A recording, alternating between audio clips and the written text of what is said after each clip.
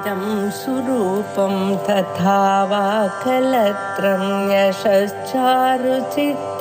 धनं मेरुतुल्यम् मनश्चेन लग्नं गुरोरङ्घ्रिपद्मे ततः किं ततः किं ततः किं ततः किम्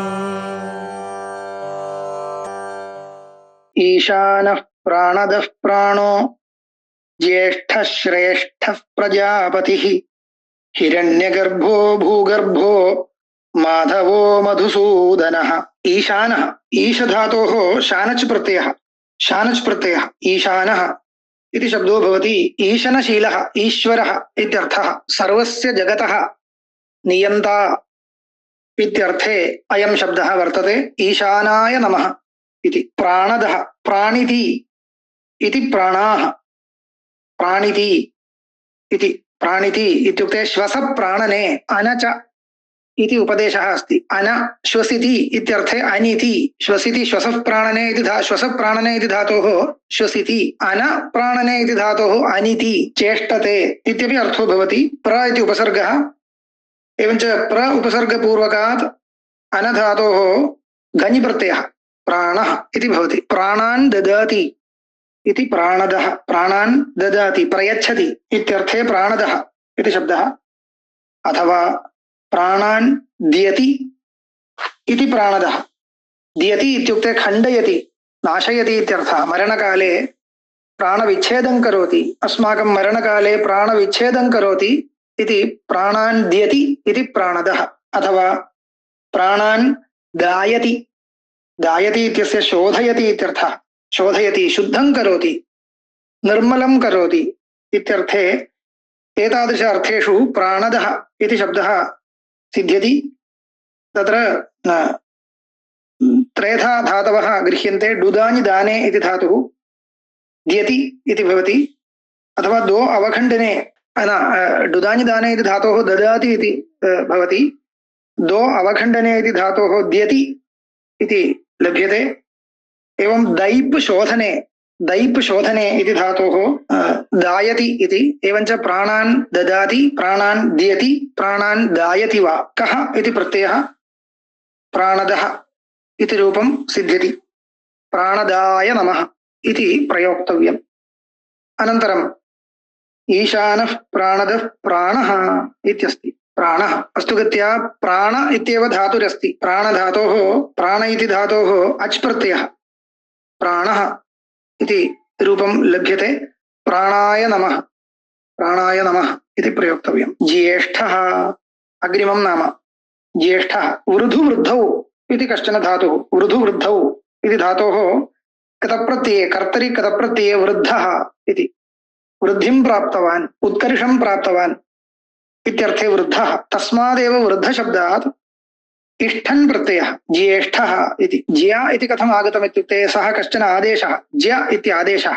तर्हि वृ इति गच्छति ज्येष्ठः इति रूपम् अस्माकं प्रयोगार्हं रूपं लभ्यते। इष्ठन् प्रत्ययान्तशब्दः। अतिशयेन वृद्धः ज्येष्ठः अत्यन्तम् उत्कर्षं प्राप्तवान् इत्यर्थे ज्येष्ठः इति शब्दः लभ्यते। ज्येष्ठाय नमः इति प्रयोक्तव्यम्। ततः परं श्रेष्ठः इति। तत्र शंस धातुः शंसस्तुतौ इति धातुः। ततः क्यप् प्रत्ययः स्तुतियोग्यः इत्यर्थे शस्यः इति शब्दः लभ्यते।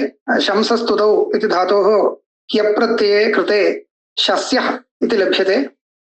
अनन्तरं पूर्वं यथा कृतं तद्वत् अत्यन्तं शस्यः अतिशयेन शस्यः अतिशयेन स्तुतियोग्यः अत्यन्तमेव प्रशंसायाः योग्यः इत्यर्थे इष्ठन् प्रत्यये श्रेष्ठः इति श्र आदेशे च कृते श्रेष्ठः इति रूपं लभ्यते। श्रेष्ठः अत्यन्तं स्तुतेः पात्रीभूतः अयं भगवान् सर्वैरपि स्तोतव्यः इत्यर्थो भवति श्रेष्ठः इति रूप शब्दस्य। श्रेष्ठाय नमः इति। ततः प्रजापतिः प्रजा प्रपूर्वकात् जनि धातोः जनि धातुः कथम् उपदिष्टः अस्ति? जनी प्रादुर्भावे, जनी प्रादुर्भावे इति धातोः प्र इत्युपसर्गं योजयित्वा पश्चात् डप् प्रत्यये च कृते स्त्री प्रत्यये च कृते प्रजा, प्रजाः, प्रजा इति लभ्यते। अनन्तरं प्रजानां पतिः प्रजापतिः, प्रजाः रक्षति पतिः, प्रजानां स्वामी पतिः इत्यत्र पा रक्षणे इति धातोः डति प्रत्ययः, डत्यन्तशब्दः। पा रक्षणे इति धातोः डति प्रत्यये कृते पतिः इति लभ्यते। प्रजानां पतिः प्रजापतिः, प्रजापतये नमः। केवलं पतिशब्दश्चेत् पत्ये नमः इति वक्तव्यं, परन्तु समासे प्रजापतये इति रूपं लभ्यते, चतुर्थ्यन्तं लभ्यते। प्रजापतये नमः इति अत्र प्रयोक्तव्यम्। अनन्तरं हिरण्यगर्भो, हिरण्यगर्भः इति पदं, हिरण्यगर्भः इति नाम। हिरण्यगर्भः इति पदं चतुर्मुखब्रह्मा, ब्रह्मा इत्यर्थे प्रयुज्यते। हिरण्यगर्भः, हर्य, हर्यगतौ इति कश्चित् धातुः, हर्यगतौ गत्यर्थकः धातुः। ततः धातोः कन्यन्, कन्यन् प्रत्ययः, कन्यन् प्रत्ययः। हिरादेशः, नत्वं च कर्तव्यं, तदा हिरण्यं, हिरण्यम् इति लभ्यते, हिरण्यम् इति शब्दः लभ्यते। अनन्तरं गर्भः इति शब्दः सम्पादनीयः। तत्र गृ निगरणे इति धातुः, गृ निगरणे इति धातोः भन् प्रत्ययः गर्भः। गीर्यते, गीर्यते इति गर्भः। गीर्यते इत्युक्ते अन्तः स्थाप्यते इत्यर्थः, अन्तः अन्तर्धीयते, अन्तः निक्षिप्यते, अन्तः रक्ष्यते इत्यर्थे गर्भः इति गर्भशब्दः भवति। हिरण्यशब्दश्च पूर्वमेव निरूपितः। वस्तुगत्या हिरण्यशब्देन हिरण्मयम् अण्डं, ब्रह्माण्डम् उच्यते। तत्र हिरण्मयम् इति तत्र कल्पनम् उपनिषत्सु एव प्रसिद्धं वर्तते। तस्य हिरण्मयस्य अण्डस्य, ब्रह्माण्डस्य गर्भ इव गर्भः, हिरण्यगर्भः इति। गर्भ इव अन्तः निहितवान् इव तं समग्रं ब्रह्माण्डं, तदिदं ब्रह्माण्डं स्व अन्तः यः निहितवान्, स्थापितवान् परमात्मा, स परमात्मा हिरण्यगर्भः इत्युच्यते। वस्तुतस्तु इदं पदम्, इदं नाम चतुर्मुखब्रह्मणः नाम। तदभेदम् उपचारेण प्रकल्प्य परमेश्वरस्य, परमात्मनः अपि हिरण्यगर्भः इति नामधेयं कृतं वर्तते। हिरण्यगर्भाय नमः इति चतुर्थ्यन्तप्रयोगः भवति। ततः परं भूगर्भः, भूगर्भः, भूशब्दः बहुवारम् आगतः, गर्भशब्दोऽपि इदानीम् आगतः। भुवः गर्भः, भूगर्भः, अथवा भूः गर्भः यस्य सः इति भूरिहिर्वा वक्तव्यः। भूः गर्भः यस्य सः भूगर्भः, भूगर्भाय नमः इति भवति। अनन्तरं माधवः, माधवः, मीयते, न्यायते इति मा, मीयते इति मा, मा शब्दः। मा शब्दस्य लक्ष्मीः, लक्ष्मीदेवी इत्यर्थः, लक्ष्मीः इत्यर्थः। मीयते, वेदेन मीयते, पुराणादिना मीयते, ज्ञायते, आगमादिभिः मीयते, ज्ञायते इति मा, मा शब्दस्य लक्ष्मीदेवी इत्यर्थः।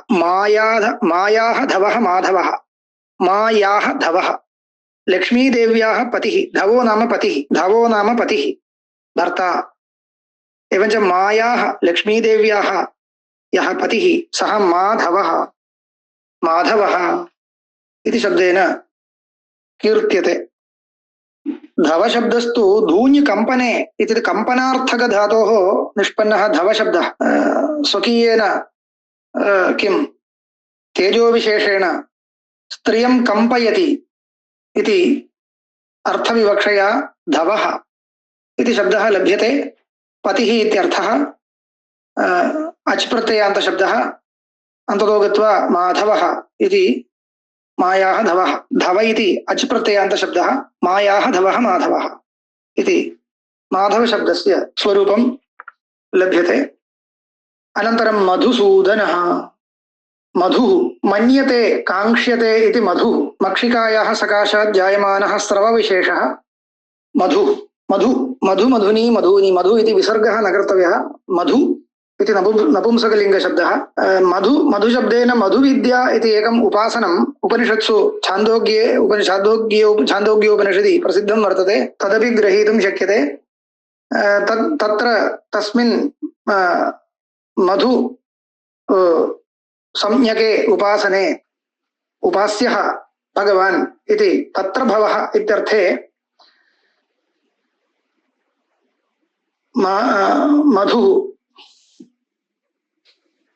माधवः इति शब्दः तत्र पूर्वतनशब्दः तथा निष्पादयितुं शक्यते अत्र मधुसूदनः इत्यत्रापि एवं वक्तुं शक्यते मधुशब्दं प्रथमतः मक्षिकायाः स्रवः इत्यर्थे मधुशब्दं कृत्वा मधु सूदितवान् इति सूदक्षरणे इति धातुः हिंसार्थे अपि वर्तते क्षरणार्थे अपि अस्ति क्षरणं नाम श्रावयति इत्यर्थः मधु श्रावयति अयं मधु श्रावयति इति मधुसूदनः इति शब्दः लभ्यते अथवा मधुः इति कश्चन असुरः वर्तते पुल्लिङ्गशब्दः मधुः इति विसर्गः कर्तव्यः तत्र मनधातोः धा आदेशः मधुः इति सः कश्चन असुरः तं सूदितवान् इत्युक्ते नाशितवान् हिंसितवान् मारितवान्